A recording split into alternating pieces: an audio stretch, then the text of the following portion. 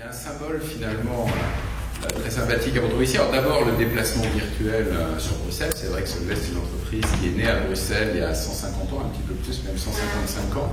Et j'avais eu l'occasion de recevoir quelques-uns de nos anciens dans la maison de ville du fondateur Ernest Solvay, que nous avons gardé dans le patrimoine du groupe et qui est effectivement un très beau lieu à Bruxelles. Et Solvay, je vais y revenir dans quelques instants, mais c'est effectivement un mélange d'histoire et de modernité. Et d'ailleurs, je suis de ceux qui pensent que les transformations se font d'autant mieux et d'autant plus efficacement que les racines sont profondes et la culture forte. Symbole aussi parce que c'est vrai que je suis un peu à un moment important de ma vie professionnelle, après avoir passé, tu l'as rappelé, 25 ans dans la chimie, probablement au total une trentaine d'années dans des tâches très opérationnelles.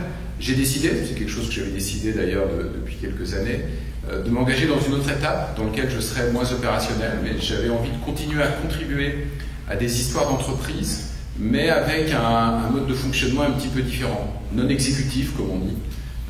Et effectivement, j'avais commencé à m'y préparer, j'étais depuis quelques années administrateur d'AXA. Je viens de rentrer au conseil d'Airbus, ça c'est quelque chose qui était prévu depuis longtemps, ce qui envoie probablement d'ailleurs un rêve d'enfant, donc très heureux de me retrouver dans cet environnement-là. Et puis de manière pour le coup un tout petit peu inattendue, le conseil d'Engie m'a proposé en février dernier de le rejoindre et d'en prendre la présidence, ce que j'ai accepté. Et donc je me retrouve dans l'espoir d'une vie plus simple à compter de 2019, je me retrouve quand même à devoir gérer pendant 6 mois un double agenda, puisque je me suis engagé à rester chez Solvay jusqu'à la fin de l'année, de manière à ce qu'on puisse mener à bien de la manière la plus efficace possible et sans pression de temps la transition. Mais je ne suis pas un surhomme, en revanche je suis bien entouré et je suis persuadé qu'on va gérer très bien cette transition. Bon, j'ai essayé en quelques minutes de revenir, mais tu l'as très bien fait sur mon parcours, mais surtout peut-être d'essayer de creuser un petit peu le sujet de sustainability, de développement durable, de dire pourquoi c'est important, et je le dis sans emphase particulière, mais avec une vraie conviction, pourquoi ce sujet est important pour un dirigeant d'un grand groupe de chimie aujourd'hui. Alors ma carrière, la particularité de passer quelques années dans l'administration, et qui se sont terminées effectivement cette carrière administrative au ministère du Travail, auprès de Martine Aubry. Excellente école. D'abord, c'était travailler avec un ministre exigeant qui venait de passer quelques années en entreprise et qui avait, chez Péchinet, et qui avait une vision assez forte de ce qu'était le rôle de l'industrie. Intéressant aussi parce que, alors je suis vraiment persuadé aujourd'hui que la gestion des équipes, des compétences, des ressources humaines, pour employer le terme habituel, est quelque chose qui est un facteur clé de succès dans l'entreprise. Donc au fond, y être confronté de manière un petit peu originale au travers de 2 années passées auprès du ministre du Travail était quelque chose de très formateur. Donc ensuite, on peut dire, j'ai passé 25 ans dans la même entreprise, où j'ai passé 25 ans dans 3 entreprises différentes. En fait, il y a à la fois une continuité, mais quelques ruptures majeures. Je suis rentré chez Rhône-Poulenc, beau groupe de chimie, qui a très vite fait un pari, et il m'arrive quelquefois chez Solvay de regretter qu'on ait quelquefois du mal à faire ce genre de pari, qui était de m'envoyer prendre la direction d'un business au Brésil. Et j'ai connu en fait relativement tôt dans ma carrière industrielle ce plaisir de gérer un compte d'exploitation. Le plaisir, c'est pas tellement de gérer le compte d'exploitation et les chiffres qui montent, mais c'est de gérer l'intégralité de l'activité de l'entreprise, le commercial, les clients sont clés, mais aussi la production, toute la partie opération qui vient entre les deux, la recherche et l'innovation. Et donc j'ai eu très vite cette responsabilité d'une business unit, en plus un tout petit peu loin du siège, donc ça permet de prendre quelques libertés dans un pays qui, je dois dire, est vraiment enthousiasmant. Enfin, j'y étais encore il y a une quinzaine de jours, je trouve, et au-delà des difficultés, c'est vrai que le Brésil, depuis quelques années, est dans l'actualité pour des raisons qui sont peut-être pas les meilleures, mais je pense que c'est un pays dans lequel quelqu'un qui vient de l'extérieur est extrêmement bien accueilli. C'est un pays dans lequel la transformation est beaucoup plus facile que dans d'autres. Les équipes sont plus, j'allais dire malléables, mais le mot a une connotation légèrement négative, mais sont prêtes à se mobiliser très vite autour d'objectifs dès lors qu'on leur a fixé clairement. Et pour moi, c'était une superbe école de management. Et puis j'ai continué en prenant des responsabilités qui allaient croissant au sein de Rhodia, puisque entre mon départ de France vers le Brésil et mon retour, Rhône-Poulenc s'était séparé de ses activités de chimie et c'était devenu Rhodia. J'ai d'ailleurs été confronté pour la première fois au sujet de sustainability sur lesquels je vais revenir, puisque j'ai géré pendant quelques années un métier, une activité de régénération d'acide sulfurique qui était un extraordinaire modèle d'économie circulaire. On a cédé cette activité pour diverses raisons depuis, mais j'avoue que j'ai appris combien la capacité qu'on a à recycler un produit et sur un modèle qui n'est pas très différent de celui du pressing, sauf qu'on le faisait à l'échelle de quelques millions de tonnes d'acide sulfurique, et en particulier aux États-Unis, m'a montré que l'économie circulaire, c'était il y a 20 ans, pouvait être une réalité génératrice de résultats, permettant de créer de la valeur pour l'entreprise et ses parties prenantes. Et puis je me suis retrouvé à un moment dans une situation un peu particulière où Rhodia connaissait une crise très grave, une crise financière. Et les crises financières, c'est ce qui peut faire mourir une entreprise, l'absence de cash. Et puis j'étais là, le conseiller s'est retourné vers moi et j'étais là, je n'étais pas là comme le sauveur, mais j'étais là parmi l'équipe de direction et le conseil s'est retourné vers moi en me demandant si j'étais prêt à prendre la responsabilité de l'entreprise. Probablement pas d'ailleurs parce que j'avais des capacités de restructuration financière ou des compétences particulières dans ce domaine, mais sans doute parce que j'avais exprimé assez clairement à la fois ce qu'étaient les challenges du groupe Rhodia, mais ce qui étaient ses points forts. Et le conseil a eu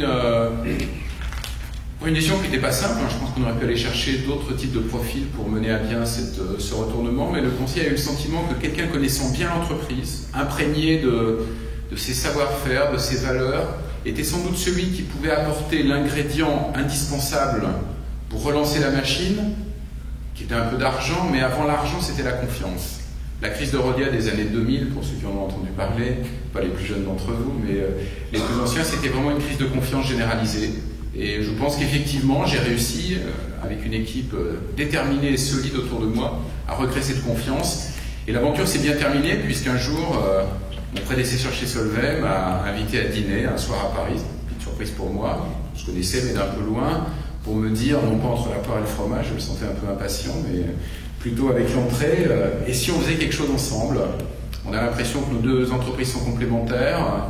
Toi, tu as un bilan très faible qui limite tes ambitions. Moi, j'ai plutôt beaucoup de cash parce que je viens de vendre mes activités de pharmacie. Et si on se rassemble, on peut sans doute écrire une belle histoire. Et puis effectivement, en quelques jours, parce que quand on est une société cotée, on n'a pas beaucoup de temps. Quand on est une société cotée, à part amusant, pour dépenser 10 millions d'euros sur un projet, on peut passer des mois d'études dans tous les sens, en demandant des rapports dans tous les sens.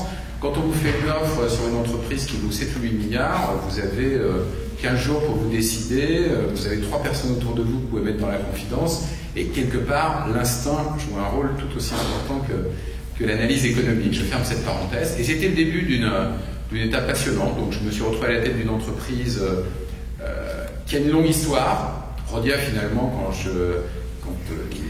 quand ce groupe était intégré chez Solvay, Rhodia avait 10 ans d'histoire. Solvay, quand je suis arrivé, on avait 148 ou 149. Et au-delà de l'histoire, un ancrage familial. Solvay a été créé par un monsieur, je le disais tout à l'heure, Ernest Solvay, qui a été voir 4, son frère, et 3, on les appellerait aujourd'hui private equity investors. À l'époque, c'était des bons bourgeois de Bruxelles, pour leur dire j'ai une bonne idée, j'ai besoin d'un peu d'argent pour construire une usine qui fabriquait du carbonate de soude, procédé Solvay que certains d'entre vous connaissent probablement mieux. En tout cas, il y a des laboratoires pas loin d'ici où on pourrait l'expérimenter. Et ce qui est assez extraordinaire, c'est qu'aujourd'hui, le groupe Solvay, j'y reviendrai tout à l'heure, 12 milliards de chiffre d'affaires, 25 000 personnes, 2 milliards d'excédents bruts d'exploitation, est toujours contrôlé par un groupe familial d'environ 2000 personnes qui sont les descendants des 5 acteurs initiaux. Et ça, c'est assez extraordinaire. Il y a pas mal d'entreprises européennes qui ont 150 ans d'histoire, et puis quand je vais, comme je l'ai fait il n'y a pas très longtemps, à une petite célébration de Saint-Gobain avec mon ami Pierre-André Chalandard qui fête ses 350 ans, je me dis finalement, 150 ans c'est bien jeune. En revanche, continuité actionnariale, depuis le fondateur jusqu'à l'entreprise telle qu'elle est aujourd'hui, plutôt rare. Et donc effectivement, ce groupe familial détient une quarantaine de % du capital de Solvay, assurant une continuité avec une gouvernance de très grande qualité, qui leur a permis à la fois de faire des opérations transformantes. Je disais qu'ils avaient cédé leur pharmacie, ils ont acheté Rhodia, et puis ils ont eu cette idée, qui en Belgique n'est pas si naturelle que ça, de demander à un Français de prendre la tête du groupe. Et donc j'ai pris la tête de Solvay en 2002, et ces 7 dernières années ont été des années de transformation assez profonde, et fait de Le fait de rapprocher nos deux activités, Solvay et Rhodia, a permis de faire générer pas mal d'idées. Et dans ces idées en particulier, une transformation assez profonde du portefeuille d'activité du groupe. Nous sommes devenus aujourd'hui une entreprise de matériaux avancés et de chimie. Mais l'activité matériaux représente plus de la moitié du groupe. Nous fabriquons nos grands clients dans le domaine des matériaux s'appellent Boeing, c'est notre premier client aujourd'hui, Apple, demain je l'espère Airbus, des constructeurs automobiles, des fabricants de membranes d'hémodialyse. Dès lors qu'on parle polymères ou matériaux de composite de performance, capables de substituer aux alliages métalliques les plus avancés, Solvay a la gamme de très très loin la plus large. Et effectivement, tout ce qui bouge sur un Boeing, ce sont des composites, donc tous les ailerons, les flaps, les dérives, sont fabriqués à partir de matériaux Solvay. Alors, c'est une acquisition qu'on a fait il y a quelques années, mais aujourd'hui c'est chez nous. Le LEAP Engine de Safran, extraordinaire réussite. Son originalité, c'est que la partie froide du moteur est faite en composite. Là aussi, nous sommes le seul fournisseur unique de ces produits. Apple est un très grand client pour le groupe et je m'arrête là dans cette description. Mais effectivement, ce groupe s'est profondément transformé au fil de ces années.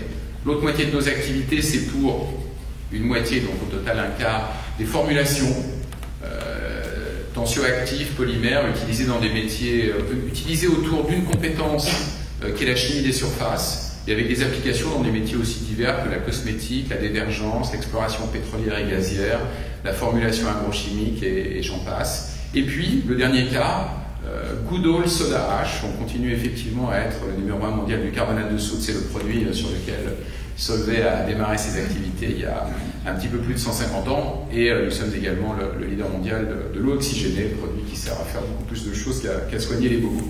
Donc cette année de transformation profonde du portefeuille, de transformation profonde de la culture, avec une dernière opération annoncée récemment de simplification très grande de notre organisation autour du client. Un groupe comme le nôtre, il vit grâce à ses clients, il vit grâce à sa capacité à apporter les réponses que les clients attendent. Quand c'est Boeing, c'est des réponses extraordinairement pointues en qualité de produit, en durabilité, en qualité des process de production. On met 10 ans pour faire monter un nouveau matériau sur un avion et ça nous rassure quand on embarque. Quand c'est Apple, on veut une solution pendant 15 jours, pendant 3 semaines pour faire un produit qui fait ceci, cela. Et dans les deux cas, on sait répondre à ce genre de demande. On ne le sait pas encore pour tous nos clients, c'est pour ça qu'on fait ce gros effort aujourd'hui de simplification de l'organisation, de libération des énergies pour être capable de répondre aux besoins de ses clients.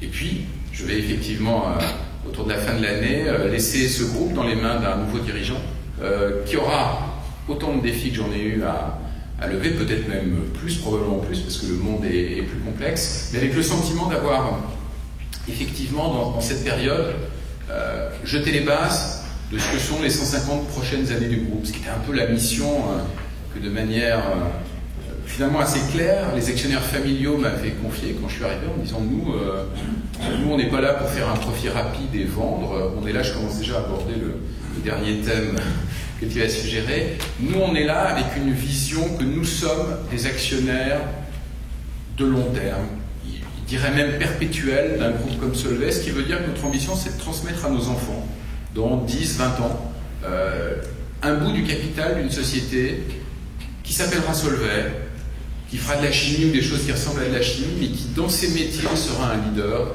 et pourra continuer à se développer et à poursuivre une histoire dont nous sommes fiers. Et puis ils m'ont dit, ce qui me permet de rentrer sur le second thème qu'on évoquait, ils m'ont dit, et attention, et quand je dis ils m'ont dit, c'est pas quand on a discuté des modalités de l'OPA sur Amical, mais OPA de Solvay sur Rhodia, la question de mon rôle dans le management a été posée. Ils m'ont proposé de prendre ce job dans une petite réunion. On était une dizaine autour de la table, les administrateurs représentant les groupes familiaux. Ils m'ont dit à la fin, c'est exactement comme ça que ça s'est passé. Et attention, Solvay, c'est pas juste le nom de la société que vous allez diriger, c'est notre nom à nous. Ce qui n'est pas vrai d'ailleurs, parce que dans les 5 groupes familiaux, il y en a un qui s'appelle Solvay, les 4 autres ont des noms différents, certains très connus, les Janssen, les Boel et quelques autres. Mais c'est notre nom à nous, ça voulait dire on a un attachement très fort à cette société et on est très attentif à l'impact que cette société a sur nos parties prenantes. Et ça me permet effectivement de faire ce petit lien vers les sujets développement durable et de gouvernance. D'abord pour dire qu'effectivement Ernest Solvay, 1860, pour ce qui est non pas de sa date de naissance mais du démarrage de la société, c'est quelqu'un qui a eu très très tôt cette vision que l'entrepreneur avait un rôle dans la cité. Pour ceux d'entre vous qui connaissent un peu la Belgique ou Bruxelles, École Solvay, la plus grande école de commerce belge, encore qu'il y a peut-être une ou deux autres écoles qui pourraient revendiquer ce titre, s'appelle l'école Solvay. C'est pas un hasard, Ernest Solvay a décidé de créer une école d'ingénieurs commerciaux, concept propre à la Belgique, parce qu'il y avait le sentiment que l'entreprise avait besoin de cadres pour se développer et que l'entreprise devait contribuer à cet effort. Il n'y a plus de lien aujourd'hui entre nous et cette école, au-delà de liens bien sûr amicaux et liés au fait que nous recrutons chaque année un certain nombre de ses élèves. Mais ce mot est fort. Vous allez, si vous continuez votre balade à Bruxelles, trouver la bibliothèque Solvay, qui là aussi est quelque chose qui a été construit par mon lointain prédécesseur et qui a voulu montrer par là qu'il cherchait à contribuer au développement de la science et de la technique. Vous trouverez aussi une superbe photo qu'on voit tous dans nos livres de chimie, la photo du congrès de physique et de chimie de Solvay en 1911. Ernest Solvay a inventé les conférences scientifiques, qui à l'époque n'existaient pas. À l'époque, les scientifiques travaillaient dans leur laboratoire, s'échangeaient des courriers. Ernest Solvay a eu cette idée d'amener au même endroit une trentaine de scientifiques, physiciens, chimistes, à l'époque, pour des conférences. Et de ces conférences, la photo à laquelle je fais allusion, de 1911, on y retrouve 9 prix Nobel. Ernest Solvay, qui lui, pour le coup, était un simple ingénieur. D'ailleurs, on dit entre nous que sur la photo, qui n'était pas présente quand la photo était prise, qu'on a rajouté ensuite, mais Photoshop avant la lettre. Mais ça fait partie là aussi de cet engagement de l'entreprise dans la cité. Alors aujourd'hui, sustainability, ça veut dire des choses très différentes. Et moi, je suis convaincu, et je suis convaincu progressivement au travers de ma carrière professionnelle, qu'une entreprise avait besoin de démontrer chaque jour son droit de continuer à faire son activité, et particulièrement dans des métiers dans lesquels nous gérons des produits et des process qui sont potentiellement dangereux.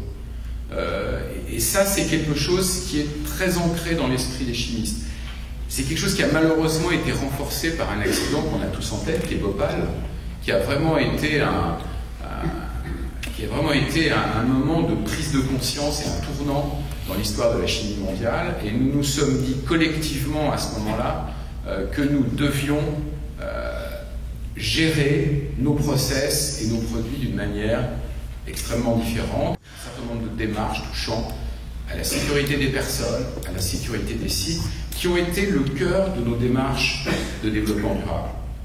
Nous voulions être capables de démontrer à ceux qui travaillent dans nos sites, à ceux qui habitent autour de nos sites, qu'effectivement nous sommes capables de poursuivre nos activités sans mettre leur santé et bien sûr leur vie en péril.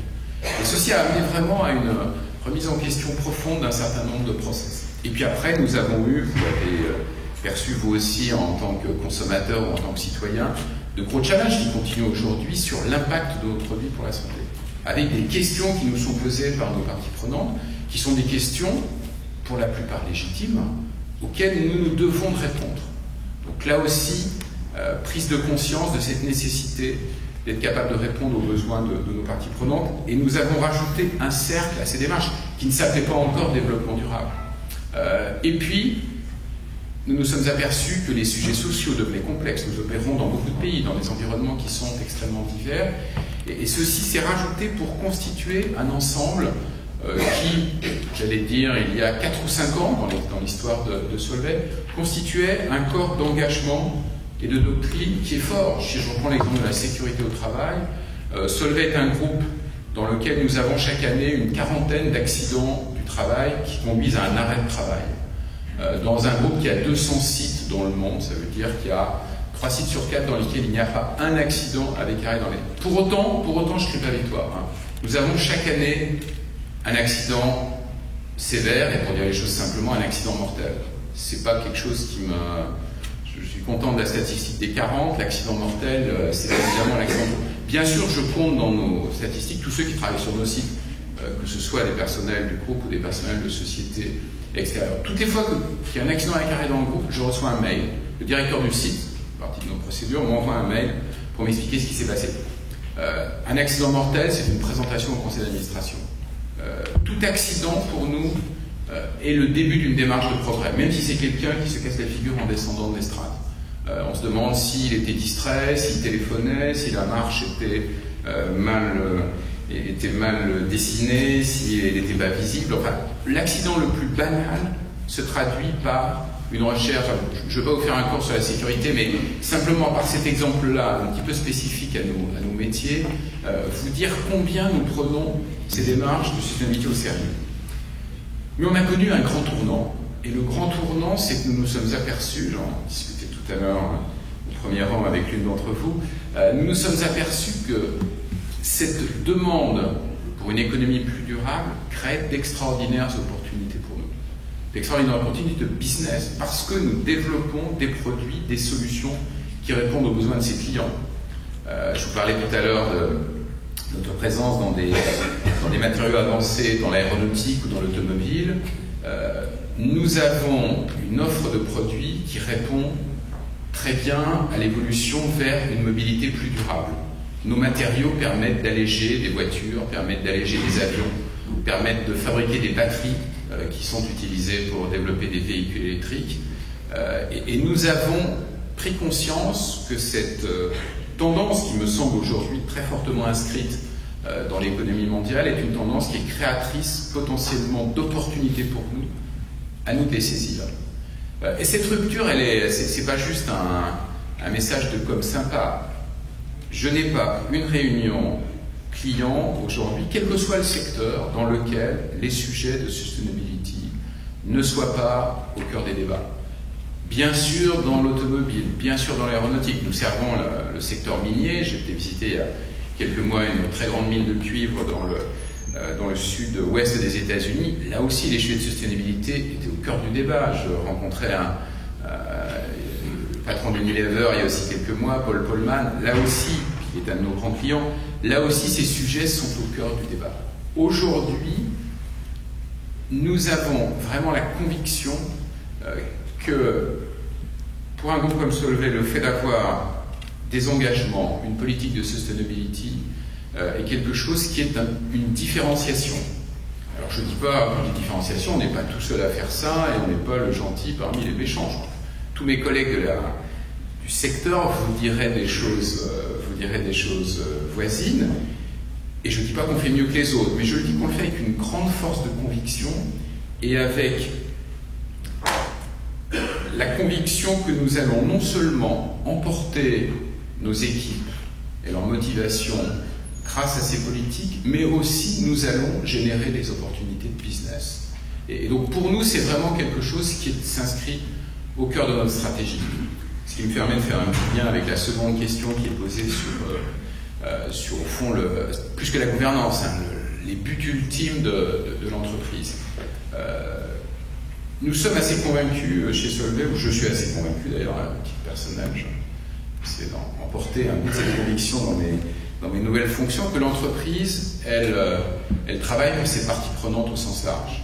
Et franchement, ceux qui pensent, alors c'est vrai qu'il y a de temps en temps des prises de position peut-être un peu conservatrices ou un tout petit peu, à mes yeux, court-termistes, mais pour des raisons que je peux comprendre, des uns ou des autres, tous ceux qui ont pu assister au débat de nos comités exécutifs ou de nos conseils d'administration voient ou entendent de manière très concrète le fait que nous sommes sans arrêt à la recherche d'équilibre entre les attentes de nos parties prenantes. La maximisation de l'excédent brut d'exploitation ou du free cash flow généré dans l'année n'est vraiment pas l'indicateur ultime de la performance de l'entreprise. Dans mes propres objectifs qui servent à établir mon bonus, 10% de ce bonus est lié à des indicateurs de développement durable, notre rating dans un certain nombre d'indicateurs de développement durable, des résultats très concrets liés à nos performances sociales et environnementales. Donc moi je suis persuadé que la finalité de l'entreprise, pour reprendre la terminologie de ce débat, c'est pas simplement le profit, c'est vraiment de répondre aux attentes de nos parties prenantes, et même dans les débats du Conseil, enfin le nombre de fois où nous sommes challengés par nos administrateurs, ou moi en tant qu'administrateur, je challenge un management en disant attention, dans cette décision, est-ce qu'on a pris en compte toutes les externalités? C'est quelque chose qui est très important. Dans nos priorités de développement durable, je n'ai pas fait une présentation exhaustive, dans les priorités d'aujourd'hui, la lutte contre le changement climatique est clé pour se relever. Pourquoi? Parce qu'on est à la fois un grand émetteur de CO2, il faut le dire, on n'en est pas fier, il faut faire un effort pour diminuer ses émissions, mais aussi un grand développeur de solutions permettant de réduire ses émissions. Nous avons décidé de mettre en place un prix interne du carbone, très différent du prix de marché actuel. Le prix de marché est en train de monter, donc il finira peut-être pas rattraper le prix interne. Le prix interne, c'est 30 € à la tonne, et tous nos investissements sont challengés en regardant ce prix, ce qui se passerait si la valeur de l'externalité consistant à émettre une tonne de CO2 était effectivement valorisée de cette manière. Ça nous conduit dans certains cas à ne pas faire d'investissement, et ça nous conduit dans quelques cas à faire des investissements qui n'ont pas de rentabilité avec le prix du carbone tel qu'il est aujourd'hui, mais qui auraient une rentabilité si le carbone valait 30 €. Au-delà du fait que l'entreprise travaille effectivement, non pas pour le profit, mais pour un ensemble de parties prenantes, il y a bien sûr une partie prenante qui est très importante pour nous, c'est nos salariés. Et là, le groupe s'est engagé dans quelques démarches, je vais terminer là-dessus pour ne pas être trop long, mais qui sont particulièrement chères à mon cœur. D'abord, le dialogue social est très important chez Solvay. Et on a vraiment une qualité de dialogue avec les représentants du personnel que je trouve personnellement assez remarquable. Et pas remarquable parce que la direction est remarquable, mais remarquable parce qu'on a en face de nous des interlocuteurs avec lesquels nous avons réussi à créer, je crois, la confiance et avec lesquels nous avons des débats qui sont très clairs, très directs, y compris sur des sujets qui sont quelquefois un peu sensibles. On a des challenges à relever les uns ou les autres. On a décidé, il n'y a pas très longtemps, de mettre en place un comité mondial dans lequel on a associé, au-delà de l'institution que représente le comité européen, des représentants syndicaux venant de divers pays dans lesquels le groupe a une présence forte. Et puis on a engagé 2 actions concrètes qui manquent effectivement, c'est pas simplement des mots. D'abord, on a mis en place un système de profit sharing mondial qui s'appuie sur le système français d'intéressement, qui est un système très particulier à la France, dans lequel chaque année, en fonction de l'obtention d'un certain nombre de résultats, on partage une somme d'argent entre tous nos salariés français. Et on s'est dit, c'est quand même pour un groupe qui est mondial, c'est un peu dommage de ne le faire que pour des Français. Et donc on a institué une sorte d'intéressement mondial. Donc chaque année, dès lors que l'entreprise dépasse son budget, ça libère une somme. L'an dernier, c'était presque 20 millions d'euros que nous partageons d'abord par pays, en fonction du nombre de personnes, et puis dans chaque pays de manière égale. Donc chacun de nos salariés, chinois, belges, américains, reçoit un montant, pas l'an dernier, c'était pas tout à fait négligeable, un petit peu moins que l'intéressement français, un système assez généreux. Et c'est pour nous un moyen de montrer qu'on a tous participé à un effort collectif et il faut qu'il y ait un retour. Et puis la deuxième démarche qu'on a lancée, et j'en suis fier parce qu'elle me tenait particulièrement à cœur aussi, c'est de créer un socle minimal de dispositifs d'accompagnement de nos salariés dans des situations particulières, concrètement la maternité ou la paternité, les graves maladies, l'invalidité et le décès. Et donc là, on a créé des droits sociaux minimaux qu'on applique dans le groupe. Si je prends l'événement le plus heureux de la série, qui est la maternité, 8 semaines de congé de maternité payés à 100% pour tous nos salariés, où qu'ils soient. Vous allez me dire, en France, pas terrible. Effectivement, en France, pas terrible. Ceci dit, aux États-Unis, pas très loin, c'est dans beaucoup de nos sites 2 fois plus que ce qui s'appliquait jusqu'à présent. Dans d'autres pays comme l'Inde ou la Chine, c'est quelque chose de très différenciant par rapport à ce que font à ce que le droit local ou la pratique locale réalise. On a même introduit un congé de paternité, 1 semaine, elle aussi payée à 100%. Donc, sur l'invalidité ou le décès, ça veut simplement dire un montant, une couverture d'assurance qui est ouverte à tous nos salariés mondialement. Là aussi, c'est un message pour dire la mondialisation, c'est devenu un peu un gros mot. L'image derrière mondialisation, c'est les grands groupes multinationaux originaires d'Europe ou des États-Unis vont piller les ressources de pays en voie de développement. C'est une caricature. Le message que nous voulons passer chez Solvay, c'est nous apportons, lorsque nous nous déplaçons, lorsque nous créons des activités de par le monde, nous apportons un petit bout de notre modèle social, effectivement empreint de culture européenne, mais nous pensons que ça vaut la peine de l'apporter. Et franchement, c'est quelque chose qui a aussi contribué à créer l'unité au sein du groupe. Donc je suis, pour répondre directement à la question que tu posais, je suis bien sûr convaincu que l'objet de l'entreprise, le social de l'entreprise va bien au-delà de la simple génération du profit et de la rémunération des actionnaires. C'est la pratique quotidienne aujourd'hui dans tous les groupes que j'ai pu fréquenter. Je comprends la prudence de ceux qui disent attention, si on le met dans la loi, on va créer les difficultés, on a toujours un petit peu peur d'ouvrir la porte à des processus juridiques sans fin. Pour autant, moi je trouve que Jean-Dominique Sénard et Nicole Notat ont fait un super boulot. Je rejoins tout à fait leurs conclusions.